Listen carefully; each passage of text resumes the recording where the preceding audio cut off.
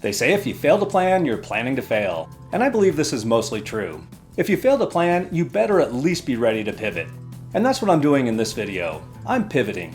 You see, I had an initial idea about how I wanted to paint this Doom guy. I big picture planned to paint him with layering in my usual style. However, this idea was undermined by one small decision I made while painting another miniature that's very similar to this one. And it all came down to how I decided to prepare the model for painting. Welcome to Treehane Miniatures.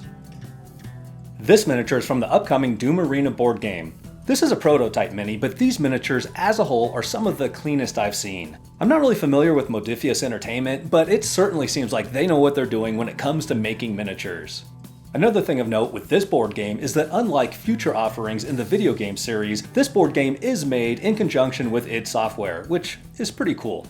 I wasn't planning to do this, but I did notice that the late pledge for this board game is still available through Kickstarter, so I'll put a link to that in the description below. While preparing to paint a different Doom Guy miniature with Slapchop, I decided to use a very focused Zenithal highlight underpainting for the speed paints that would follow. I wanted to demonstrate this Zenithal highlight with both an airbrush and rattle can spray paints. I even demonstrated using a standard brush to add intense highlights in key locations on both models.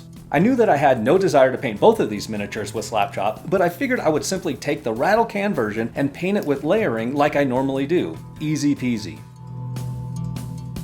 There was just one problem. I've never actually used my current approach to layering over a Zenithal highlight before.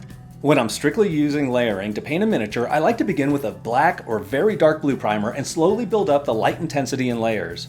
I grab dark colors such as the first generation Army Painter Angel Green and begin layering it over the black primer. The translucent nature of these first generation paints allows much of the black primer to remain visible through the single coat of paint, thereby keeping the shadow areas and recesses very dark. As I'm painting this Angel Green over the Zenithal highlight, I'm getting this oh shit feeling that things aren't working out the way I intended. I normally like less than opaque coverage over black primer because this is supposed to be the shadow color, but here I need to apply the Angel Green in a couple of coats to get good coverage over the white areas.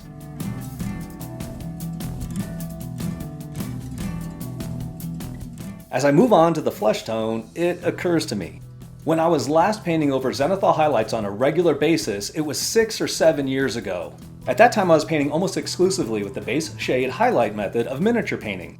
Zenithal highlighting is a fantastic foundation for that style of painting. I would begin with a base layer of the mid-tone color right over the Zenithal highlights. It really didn't matter if I obliterated the shadows with the mid-tone color because they would be reclaimed with an acrylic wash later in the process. The underpainted highlights would remain somewhat visible through the translucent acrylic base layer and serve to inform me where I should apply my highlights. It was a very natural and instructive introduction to miniature painting. The problem that I'm running into with this miniature is that instead of beginning with the mid-tone color, I'm instinctively grabbing dark shadow colors that would normally kick off the layering process from a black primer. For some areas like this very small visor, it's easy enough to achieve a satisfactory look because the area is so insignificant. Also, this burnt red pro acryl is very opaque, so I get decently dark coverage directly over the white primer. With small areas like this face shield, there's no problem establishing the shadow color with the initial coat over the white paint. I can then build up a nice shine on the lens gradually with lighter shades of orange. I can do this confidently knowing that I won't need to use a wash to deepen the shadows around the small reflections I'm painting now. For the rest of the model, I have a bit of a conundrum. Do I keep painting base coats with these dark shadow colors, or do I switch to using mid-tone colors for the base layer? I keep thinking I should apply washes to the skin and clothing because the shadows don't appear as deep as I'd like. But I'm honestly not sure how much of an impact a wash will have on these features since the values are fairly dark to begin with. If I decide to go with mid-tone colors from here on out, then I'll definitely need to use washes or glazing to establish some shadows. This is an issue for me because I wasn't really planning to paint with washes today.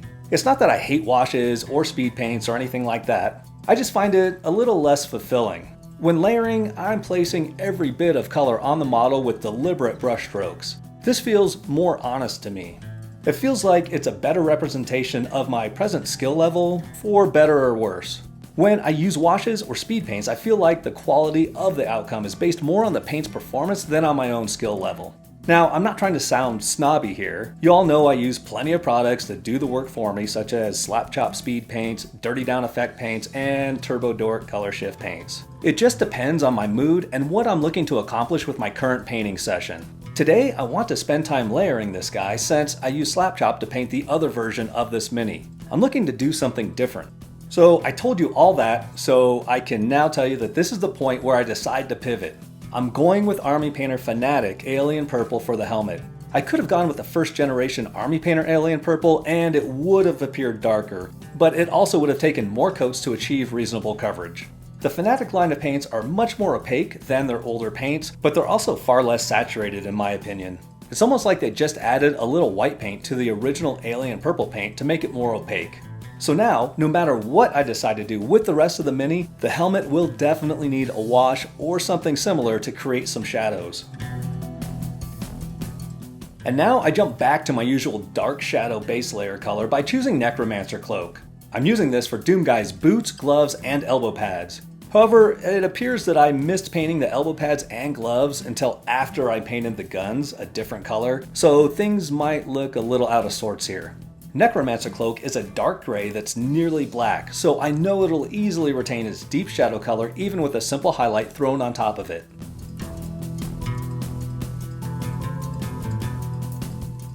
I'm choosing a different dark gray color for Doomguy's weapons.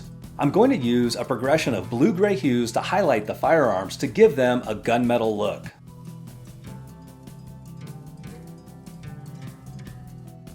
Using a dark brown on the wood and leather components is going to wrap up the base coats on this miniature. Let me ask you all something. Have you ever gotten to this point in a paint job and just wanted to quit and start over? I swear, at this stage, I'm thinking to myself, there is no way this guy is going to make it into one of my videos. Of course, I feel that way at some point about 80% of the miniatures I paint, but this one hit me especially hard. Yeah, I'm not feeling too great about this right now. Okay, so before I go hog wild with the washes, I want to try something first. I grabbed the green midtone color for Doomguy's clothing. I figure that since washes are typically applied over the midtone color to add shadows, I might as well get this color on the Mini first. However, I'm not using this color to lay down a uniform base layer on his, uniform, like I normally would with a base shade highlight approach to miniature painting. I'm using this as an opportunity to begin shaping the highlights on these garments. This is a no-risk situation for me. Even if I end up resorting to using washes to complete this project, washes work perfectly over mid-tone colors. Worst case scenario is I lose a little time by creating highlight patterns instead of just applying a quick base coat. But if I can create enough contrast between the original angel green base layer and the ultimate highlights on the garments, I may not have to use washes at all. I'm not fully convinced it'll work at this point since the shift is subtle, but I am encouraged enough to continue down this path. Next, I choose a bright yellow green to paint within the initial green highlights I just created. This takes us one step closer to the ultimate brightness for these highlights. The brighter I make the highlights, the darker the angel green base layer will look by comparison. Of course, if you've been painting for a while, this goes without saying. Most of what we do while painting miniatures is aimed at creating the optical illusion of light interacting with the model. With that being said, I usually feel much more comfortable starting with a much darker base layer as the foundation to build light on. With this model, I'll have to push the highlight brightness a bit further than usual to create the same amount of contrast. This is relevant for other aspects of the Mini as well.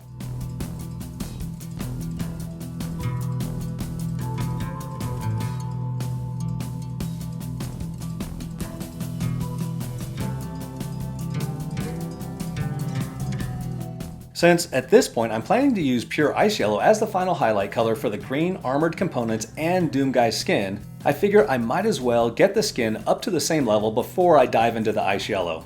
I'm choosing a bright sunny skin tone for the initial highlights. I use this to shape the muscles on Doomguy's forearms and abs. This color works great directly over the tanned flesh. Technically, I skipped a color in the triad between these two paints, Barbarian Flesh, but these first generation Army Painter paints are translucent enough that I'm able to get smooth transitions without it.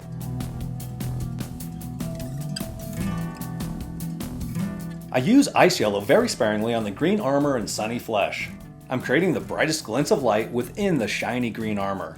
I use the ice yellow a little more freely for edge highlights on the armor.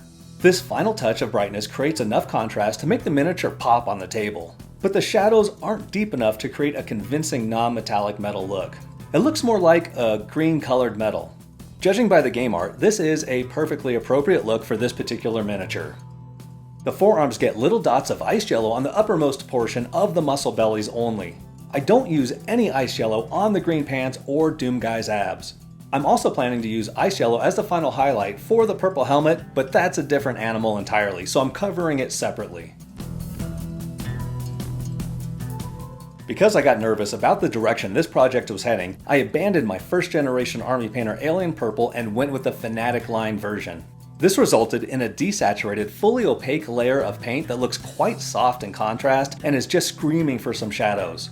I briefly contemplated using muted violet ink as a wash for this, but ultimately I decided to go with Purple Swarm speed paint instead.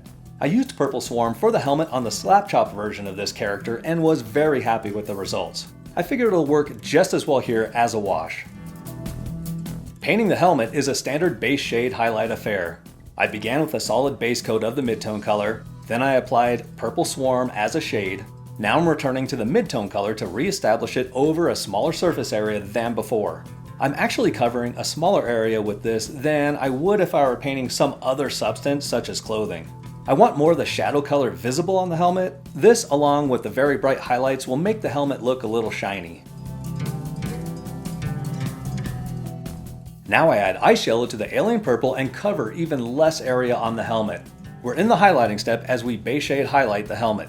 I'm focused on all of the edges for the helmet as well as any large surfaces that I feel would reflect a significant amount of light.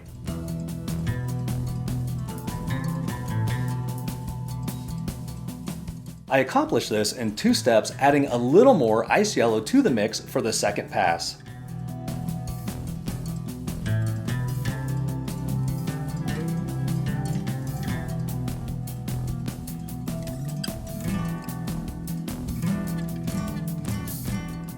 I use ice yellow very cautiously on the purple helmet. Yellow is a complementary color to purple, so the helmet can start to look pretty ridiculous if I get too carried away with it. I strictly reserve these highlights to edges and little dots on some of the corners. Now that the main components of the piece are all successfully painted, I feel like I'm out of the woods on this project. Sure, I used 2 different painting styles to get here, but looking at what I have so far, I feel that they work well together. All that's left to do is power through the auxiliary items on this piece. The remaining items are all dark enough right now that I can confidently add a layer or 2 of paint to finish them off. For the leather, wood, boots, and elbow pads, I simply add a little ice yellow to the midtone color and swipe on some quick highlights.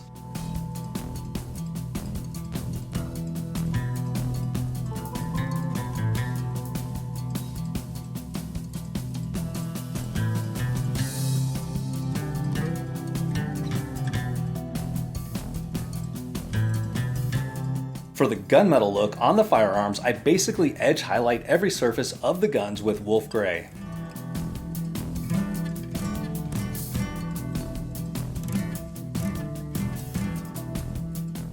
I follow the wolf gray with glacier blue.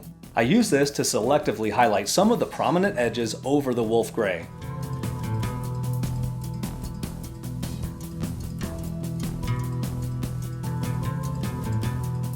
Then all that's left to do is slap some occultist cloak on the base and call it good. This was an interesting introspective journey. I went from bewilderment to disgust to wanting to give up altogether to finally pressing on and ending up with a painted miniature that I'm happy with. This initial dissatisfaction has happened with many projects before, but not to such an extreme degree that I actually wanted to quit.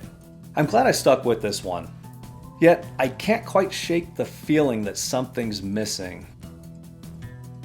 Why the heck not? Let's throw some OSL on this guy. I'll quickly sketch some white ink on the ass side of the miniature.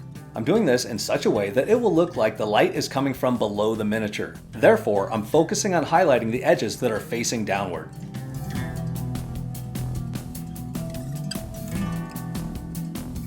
I then slather Plasmatic Bolt over the highlights. I paint this on a little wider than the white highlights so it blends more naturally with the surrounding colors. And now I feel comfortable calling this thing done. This is definitely a poor man's OSL, but it was a fun little afterthought. And it only cost me an additional photo shoot after I was finished. I'd like to thank my amazing channel members for supporting what I do on this channel. You too can become a channel member for as little as $1.99 per month using the link in the description and receive perks such as early access to videos, extended versions of our painting tutorials, and even a tier that lets you choose which miniature I paint next. Thank you so much for watching. Please hit the like button and subscribe to the channel to join our growing community avenging the death of our pet rabbit. I hope that's not too obscure a reference.